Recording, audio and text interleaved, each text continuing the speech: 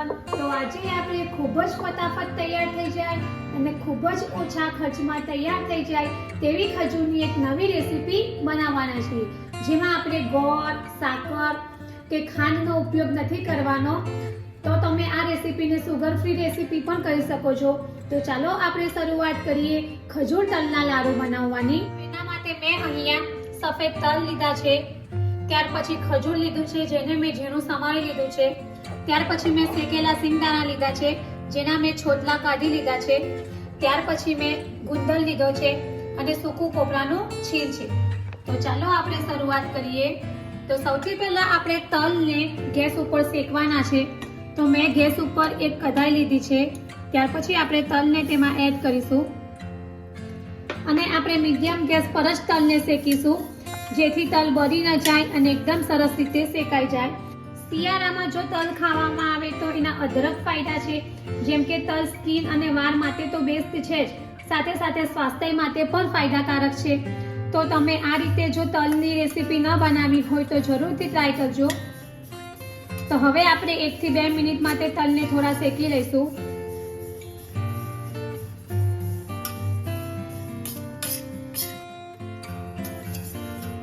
અત્યારે આપણે તલને બરાબર શેકવા ખૂબ જ જરૂરી છે. જો આપણા તલ બરાબર શેકાશે તો જ આપણા લાડુ એકદમ સરસ બનશે. જનરલી આપણે જોઈએ તો તલમાંથી આપણે ચીક્કી બનાવતા હોઈએ છીએ કે તલમાંથી સુખડી બનાવતા હોઈએ છીએ, પણ જો તમે ખજૂરમાં આ રીતે તલના લાડુ ન બનાવ્યા હોય તો એકવાર ટ્રાય કરજો. તો આ લાડુ ખૂબ જ ટેસ્ટી લાગશે અને ઘરમાં નાનાથી મોટા સૌને ખૂબ જ ભાવશે અને બધા માટે આ લાડુ ખૂબ જ સરસ છે. લગભગ 1 થી 2 મિનિટ થઈ ગઈ છે અને તલ જે છે તે આપણા શેકાઈ ગયા છે. તો હવે આપણે ગેસ ઓફ કરી દઈશું અને તલને એક બાઉલમાં બહાર કાઢી લઈશું. હવે આ જ કઢાઈમાં આપણે થોડું ઘી એડ કરીશું, જેમાં આપણે ગુંદરને ફ્રાય કરવાનો છે.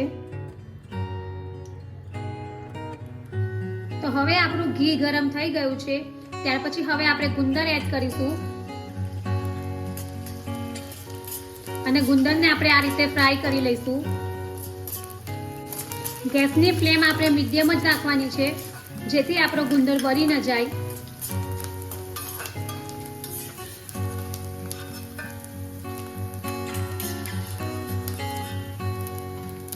તો આ રીતે મેં બધો જ ગુંદર ફ્રાય કરી લીધો છે. હવે ગેસ ઉપર મેં એ જ કઢાઈમાં 1 થી 2 ચમચી મેં ઘી લીધું છે, ત્યાર પછી આપણે જે આ ખજૂર ઝીણી સમારી છે તે એડ કરીશું.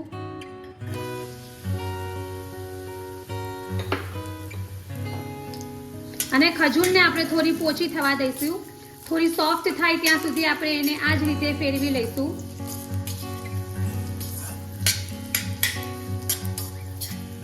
તો લગભગ 1 થી 2 મિનિટ માટે ખજૂરને આપણે થોડી સોફ્ટ થવા દઈશું. ઘી એડ કરવાથી ખજૂર જલ્દી સોફ્ટ થઈ જશે.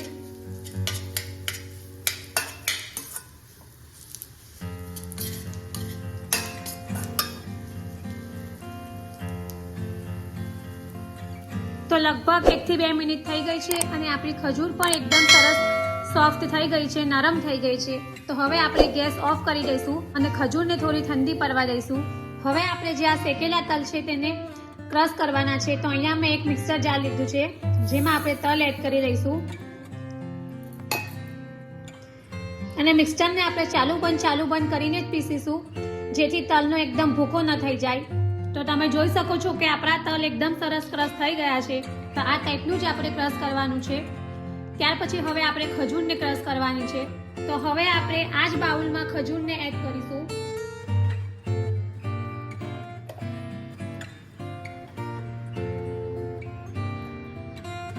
અને હવે ખજૂરને આપણે ક્રશ કરી લઈશું. તો તમે જોઈ શકો છો કે આપણી ખજૂર પણ એકદમ સરસ ક્રશ થઈ ગઈ છે. હવે આપણે એક બાઉલમાં બહાર કાઢી લઈશું. અહીંયા મેં એક કઢાઈ લીધી છે, તમે બાઉલ પણ લઈ શકો છો, જેમાં મેં આ જે ક્રશ કરેલા તલ છે તે એડ કર્યા છે. ત્યાર પછી હવે આપણે જે ક્રશ કરેલું ખજૂર છે તે એડ કરીશું. શિયાળામાં તમે ઘણા બધા વસાણા બનાવતા હોવ છો, પણ જો તમે આ રીતે ખજૂર અને તલ વાળું વસાણું ન બનાવ્યું હોય તો ટ્રાય કરજો. હવે આપણે આમાં સૂકું કોપરાનું છીણ છે તે એડ કરીશું. ત્યાર પછી આપણે જે આ ગુંદર ફ્રાય કર્યો છે તે એડ કરીશું.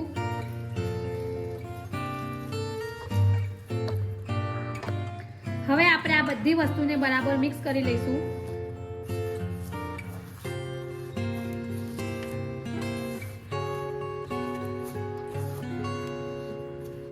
ખજૂર જે છે તે કબજિયાત અટકાવે છે અને બાળકો માટે પણ ખજૂર ખૂબ જ ગુણકારી છે. તો શિયાળામાં આપણે આ રીતે ખજૂર અને તલના લાડુ બનાવીને ખાશું તો ખૂબ જ ગુણકારી છે અને હેલ્થ માટે પણ ખૂબ જ સારા છે. તો આ બધું આપણે બરાબર મિક્સ કરી લઈશું. આ બધી વસ્તુ આપણે બરાબર મિક્સ કરી લીધી છે. અત્યારે મેં ગુંદર આખો જ લીધો છે અને આ રીતે થોડું થોડું મેશ કર્યું તો થોડો ગુંદર મેશ થઈ ગયો છે. પણ જો તમારે આખો ન લેવો હોય તો તમે એને મિક્સરમાં ક્રશ કરીને પણ લઈ શકો છો. હવે આપણે આ મિક્સરમાંથી આ રીતે નાની સાઈઝના થોડા લાડુ બનાવી દઈશું. જો તમારે તેને મોલ્ડમાં સેટ કરીને ચોરસ કટ આપવો હોય તો એ પણ આપી શકાય છે. આ જ રીતે આપણે બીજા બધા લાડુને પણ બનાવી લઈશું. આ રીતે આપણે લાડુને રેડી કરી લીધા છે. હવે આપણે જે શેકેલા સિંગદાણા છે તેની મિક્સરમાં ક્રશ કરી દઈશું. આપણે સિંગદાણાનો ભૂકો કરી લીધો છે. ત્યાર પછી હવે આપણે આ ભૂકાને એક ડીશમાં બહાર કાઢી લઈશું. તો હવે આપણે જે લાડુ બનાવ્યા છે તેને આ રીતે સિંગના ભૂકામાં રગદોરી લઈશું, જેથી સિંગનો ભૂકો છે તે બરાબર લાડુ ઉપર ચોંટી જાય. અને બીજા બધા લાડુને પણ આપણે આ જ રીતે બનાવી લઈશું. તો રેડી છે આપણા ખૂબ જ ફટાફટ અને ખૂબ જ ઓછા ખર્ચમાં તૈયાર થઈ જાય તેવા ખજૂર અને તલના લાડુ.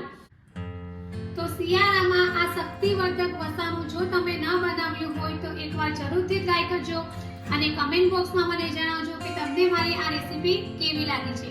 જો તમને મારી આ ખજૂર અને તલના લાડુની હેલ્ધી રેસીપી પસંદ આવી હોય તો મારી ચેનલને લાઈક અને શેર જરૂરથી કરજો અને આવી જ બીજી નવી રેસીપીઓ જાણવા માટે મારી ચેનલને સબસ્ક્રાઇબ કરવાનો ભૂલતા નહીં. તો ફરી પાછા આવા નવા વિડીયો સાથે મળીશું. ત્યાં સુધી bye bye and thank you for watching my video.